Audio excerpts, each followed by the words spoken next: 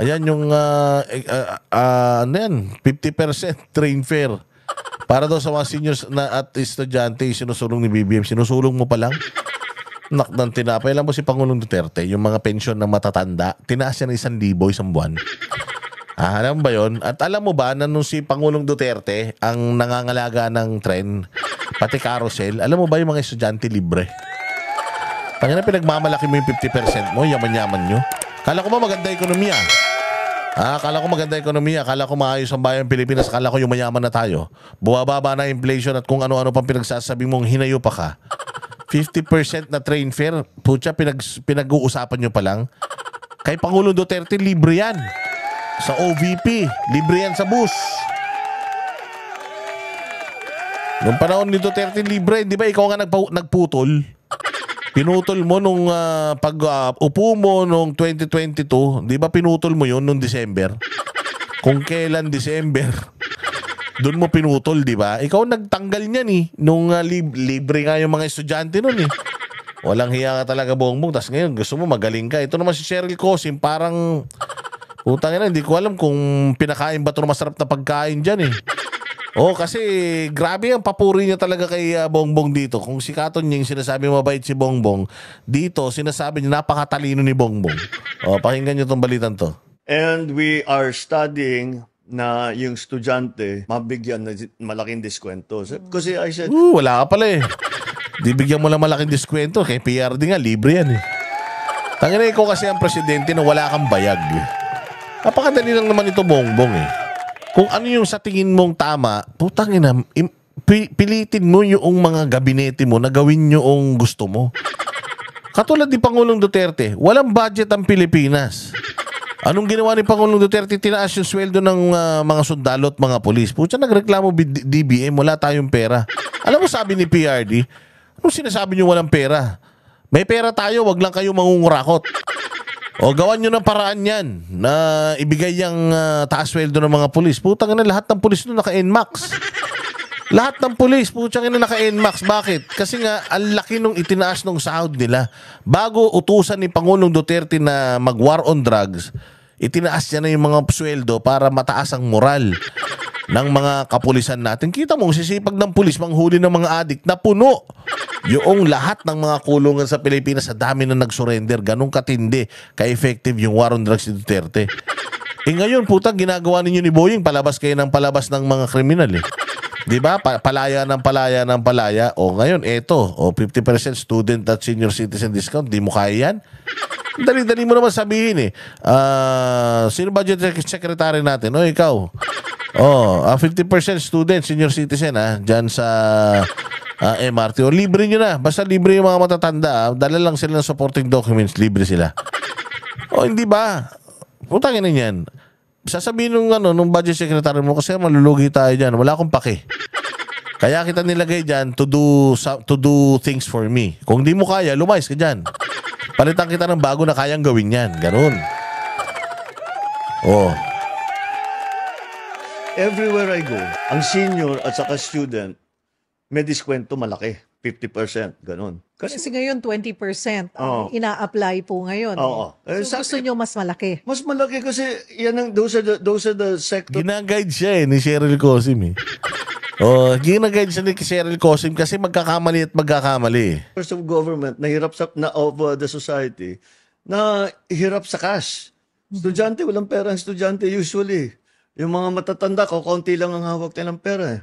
So, bakit pa natin pababayarin? They already served the country. Nagtrabaho sila ng buong buhay nila. Dapat naman pagbigyan natin ng konting benepisyo, di ba? Bakit hindi mo ipaprioritize yan? Bakit kailangan nyo palang pag-usapan? Bakit hindi mo i-implement? Implement mo agad. DOTR at saka DBM, work hand in hand. Gusto ko ganito. Di ba? Kapag ka magaling kang leader, ganun, magsiset ka ng goal. Tapos, bibigyan mo sila ng makinarya para ma-achieve yung goals mo. Hindi pa pwedeng basta nag-utos ka, okay na yun. Tapos, putsang ina, kung wala, okay lang. Hindi ka naman kasi talaga apektado. Ano pa sinasabi niyo sa trend? Haba natin yung trend. Dadalasan natin yung ng trend. Ngayon, those are the things that Tingnan mo. Pinahaba daw niya yung trend.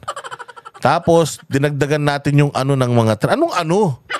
Ay nang to si Bongbong, nag-iimbento ka kasi kaya even yung salita, hindi mo pa may articulate eh. Alam mo kasi kabalbalan lang yung interview mo na yan eh.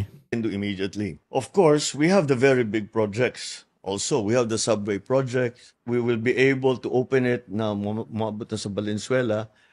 We have the extension of the MRT. So, but these are long-term projects. But they will come. They will come. They will start to. We will start to see the completion of some of the phases by late this year, next year. 3+1. Marami pong natuwa doon. Oh, puta na to si Cheryl Cosim mo. Marami na natuwa sa 3+1. Ano 3+1? Hindi 3+1 yun, 1+3. Ulit. 1. Marami pong natuwa doon. Late this year, next year. 3+1. Marami pong natuwa doon. Hindi. Hindi ba ang ano doon? Ang ano doon is 1+3. Di ba? 1+3 yun. Isa lang ang magbabayad. 3 yung libre. Tangan to si Cheryl Cosim eh. Ano mo lang eh. Sasalsalin mo lang si Bongbong eh. Inano mo pa. Mali-mali pa yung formasyon mo. Walang iya. Maraming may gusto nun. 3-in-1. Oo, putang na sa umaga. Malalo na. Gusto nang magkape ng mga tao dahil wala na makain sa maghapon eh. Kape na lang, okay na yan. Kaya marami talagang may gusto ng 3-in-1. O, ito, pakinggan natin ulit. By late this year, next year. 3+1. Marami pong natuwa doon. Ayun, 3+1. O, 3-in-1. Marami talagang matutuwa dyan. Bigyan mo ng 3-in-1. Pero marami matutuwa sa 3+1. 1+3 yun. Oo, marami natuwa sa 3+1. Putangin niya, saan ka makakita ng... Ano, bakit? Ba't natuwa sila sa 3+1? Ano yan? Roller coaster? Ha? Anong tawag? Anong palagay nyo sa train? Ride sa perya na natutuwa sila? O, ano, bakit daw tuwan-tuwa? Ewan ko kung may nakarating na po sa inyo. Na may Wala pa nakakarating sa kanya. Sa'yo lang yan, may nakarating, Cheryl Cosim. Ikaw lang naman niloloko mo si Bongbong. mga umaapila. Baka naman gustong gawin na everyday na. Yung 3+1. Sabi ko, hindi kaya. Oo. May Ito naman, pati siya, 3+1. Di 3+1 yun, 1+3. Diba? Isa lang ang magbabayad, tapos 3 yung ano. 3 yung kasama mo. Di ba kaya nga sabi mo, ano na kami, 4 na kaming sa pamilya. So si Sandro, bumili siya ng sarili ng ticket. Kamo, di ba? Langiyan to si Bongbong, sarili mo ng proyekto, hindi mo pa alam yung tawag. nakarinig po, may na-interview po kami na maganda po yan, malaking tipid po sa amin. Araw-araw ba yan? Ay, hindi po pwede. Linggo lang. Linggo lang. Kasi every Sunday. ano namin, linggo is a family Day. Is a family day. Oh, yun. Tanga talaga to si Cheryl Cosim eh. Sunday is family day. Family day nga lang ginawa yan. Putang na gusto mo, every day, family day. Walang hiya. Baka second family day na yung iba dyan. Ano naman si Cheryl Cosim eh. Walang yan. Dito niya yata sinabi na pupunta raw, sumasakay daw sila ng tren. Papos, sasakay ng tren. Gagawin nyo sa tren. Alam mo, gising kayo ni Lisa Marcos. Oy, Lisa, tara, punta tayo Baclaran. Mag-tren tayo. Tanginan yan, makikipagsiksikan. Ito, nakita mo nga to. Mahawakan mo lang, parang may ketong. Hawakan mo lang, kala mo may dirin-diri sa tao. Tapos may masasakay ng tren. Ulul, sinungaling, pangit.